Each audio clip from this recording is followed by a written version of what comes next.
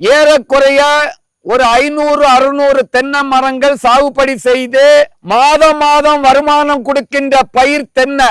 ஆனா நடவு செய்து 7 வருடங்களுக்கு மேலாகியும் தென்னை மரத்துல பாலை தான் வருது, மட்டை தான் வருது, 10 காய் கூட காய்க்கல.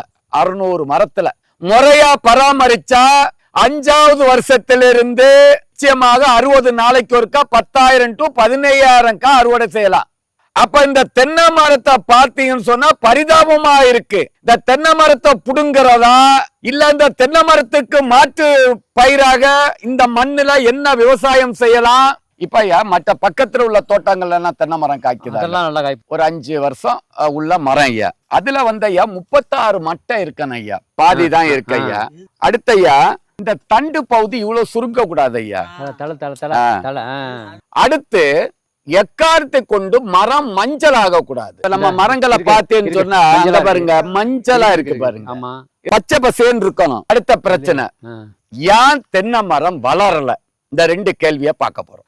முதல் வந்து ஐயா, ஒரு தென்னை மரம் ஏன் வளரலன்னு சொன்னா, ஒரு மண்ணு வளமான மண்ணா இருந்தா நீங்க தண்ணி விட்டதும் அந்த இடத்துல உள்ள தண்ணி சீக்கிரம் குடிக்கணும், தர வந்து சீக்கிரம் காயணும், இழுக்கவும் மாட்டாங்க. அதனாலதான் அப்படியே கடந்து ஊத்திருந்து போனது மாதிரி. அப்ப மண்ணுலதான் பிரச்சனை இருக்கு. இப்ப இதுக்கு என்னென்ன உரங்கள் இதுவரைக்கும் கொடுத்திருக்கீங்க? நாங்க இதுல வந்து பொட்டாசு கொடுப்போம், காம்ப்ளெக்ஸ், யூரியா, வேப்ப முன்னாக்கு, ஆமா பொட்டாசு. குப்பை சாணி கொடுத்தீங்களா? அந்த இது எருவு கொடுத்தோம், சாணி, இந்த ஆட்டு எருவு. வேற இதுல வந்து ஆட்டுக்கடை இத மாதிரி எல்லாம் வைப்பீங்களா? இல்ல இப்ப வந்திருக்கு ஆட்டுக்கடை. ஆமா, அதெல்லாம் வச்சிருக்கோம். அதை இப்ப அங்க வச்சுக்கிட்டு ஆட்டுக்கடை வைக்கலாம்னு முடிவு பண்ணிருக்கீங்க. இதுல ஊடு பயிர், சனப்பு, தக்கப்பூண்டு இத மாதிரி ஏதாவது விதைச்சிங்களா? அதெல்லாம் கிடையாது, அதெல்லாம் எதுவுமே வைக்கல. வேர் முடிச்சு தாவரங்கள் எதுவுமே இதுல வைக்கல, விதைக்கல.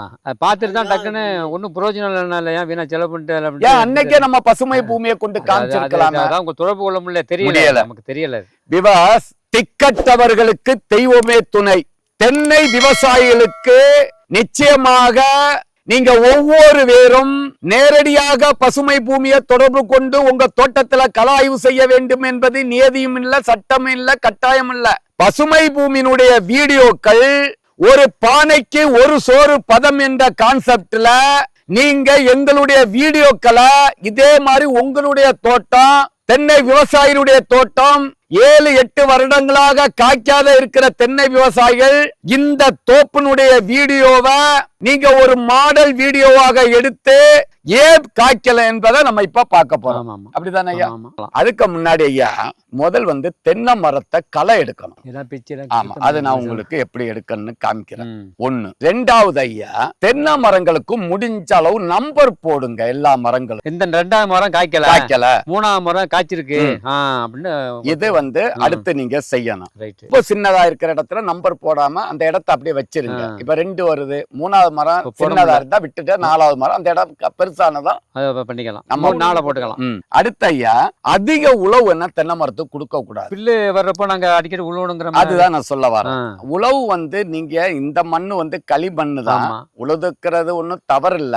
ஆனா தேவையில்லாம உழுதின்னு சொன்னா என்ன ஆகுன்னு சொன்னா ஐயா, இந்த மண்ணுல தண்ணி சீக்கிரம் காயாது. அப்ப நீங்க உழுகும் போது தண்ணி சீக்கிரம் கீழே இறங்கி திரும்பவும் காய விடாது. மரங்களுடைய வேர் வளர்ச்சியை அழுக ஆரம்பிச்சிடும். அதனாலதான் வளர்ச்சி தடப்படுறது, சுவாசிக்கிறதுக்கு மரம் தடப்படுது ஐயா. இதுல இங்க வாங்க ஐயா, இங்க பாருங்க, இங்க பாருங்க விவாஸ், அடிச்சது தானே வெறும் களி ஐயா, மண்ணுல ஒரு வாசனையே இல்ல ஐயா. இது தென்னைக்கு ஏத்த மண்ணு கிடையாது, இது நெல்லு பூமிக்கு தான் நல்லது. அப்ப நம்ம தென்னைய போட்டுட்டோம், என்ன பண்ணலாம்? இனி தென்னைய புடுங்க வேணாம், தென்னைய புடுங்க வேணாம். இது காய்க்கிறதுக்கு இன்னும் 1.5-2 வருஷம் ஆகும். அது வரைக்கும் தக்கப்பூண்டு வருஷத்துக்கு 2 தொட விதைக்கணும். அவ்வளோ மோசமான மண். 1 ஏக்கருக்கு 12 to 15 கிலோவை இடையில விதைக்கணும். விதைக்கும் போது நல்ல காய்ச்சல்ல தான் விதைக்கணும். நல்ல வெயில்ல. ஒரு ஏக்கருக்கு 12 to 15 கிலோ, ஒரு 7 ஏக்கர்னு சொன்னா ஒரு 100 கிலோ தக்க பூண்டை விதைச்சு லைட்டா நல்லா உழுதுகிட்டு, நல்லா பவுடர் ஈரத்துல உழுக கூடாது. உழுகும் போது கொக்கி கலப்பையும் போடாதுங்க, ரொட்டவேட்டர் லைட்டா உழுதுகிட்டு இதை விதைச்சு விடுங்க. 45-50 நாள்ல பூக்கும். தக்கப்பூண்டு 45 நாள் 50 நாள்ல பூக்கும் போது இந்த கட்டிகள் எல்லாத்தையும் உடைச்சினாது. தக்கப்பூண்டு வேர்கள் இறங்கும் போது இந்த செடிகளுக்கு தேவையான உரத்தையும் தக்கப்பூண்டு தயார் பண்ணி கொடுத்துரும். அடுத்து உழுக கூடாது. அந்த தக்கப்பூண்டை புடுங்கி தென்னை மரத்துக்கு தூர்ல போடும். முதல் வேலை தென்னை மரத்துக்கு களை எடுக்கணும். அது எப்படி எடுக்கிறன்னு நம்ம பாக்குறோம். இதெல்லாம் எடுத்துருங்க ஐயா. சைடு ஓலை 1 கிலோ அங்குசத்தை மத்த இடுக்குகள்ல போட்டின்னு சொன்னா 60 நாள்ல வண்டு வரவே வராது. பூச்சி மருந்து நோய் மருந்தென அடிக்க வேணாம். மரம் அப்படியே பச்சை ஆயிரும். எப்பேரிப்பட்ட பூச்சி நோயை கட்டுப்படுத்துற 1 கிலோ அங்குசத்தை வருஷத்துக்கு ஒரு தடவை போட்டுரும். இப்ப மண்ணை லூஸ் பண்ண சொன்னா சாம்பல் நிறைய அடிங்க. 1 ஏக்கருக்கு ஒரு 5 டன் கொட்டி விதைங்க. மரத்திலிருந்து 3 அடி 4 அடி அகலத்துக்கு முழு வட்டம் இந்த ஓலை எல்லாம் இங்க போடுங்க. இப்படி போடுங்க சுத்தி குளிக்குள்ள.